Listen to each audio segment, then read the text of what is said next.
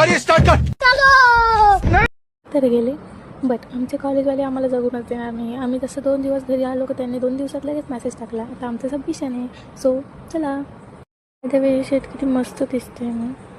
आम्ही फक्त बघूच शकतो हे शेती वगैरे, कारण आमच्या पूर्वजांनी ते विकून खाऊन टाकले. आपको तो पता ही होगा, मी खूप मोठी खाणारी आहे. या महिन्यात मी 2दा घरी आले फक्त मेसच्या खाण्यामुळे. मला आवडतच नाही भाई तिकडचं जेवण. माझे पेरेंट्स पण मला कंटाळले. त्यांनी मला स्ट्रिक्टली सांगितलं की आता यायचं नाही घरी. मैं बाबा टिल्लू। बाय द वे, कर्णपुराची यात्रा भरली आहे. अब इसमें तर जाना ही पडेगा. सगळं बस आणि ऑटोचे धक्के खाऊन आम्ही फायनली हॉस्टेलला पोहोचलोच. या हॉस्टेलवाल्यांच्या तर ना एक लिफ्ट नाही लावू शकत. हे 5व्या मजल्यापर्यंत पायी जावं लागतं यार एवढा वरती. लाल परी इस राह पे तुम चल रहे हो बेटा, एक दिन पूरी तरह फंसोगे। क्या करे, कहाँ जाए, अब ऊपर ही जाना पडेगा, मतलब रूम में. आता काय, हॉस्टेल पण आलं, रूम पण आला. आता मस्त घरून आणलेलं जेवण जेवणार आणि मस्त त्राट झोपणार आहे मी. Bye bye.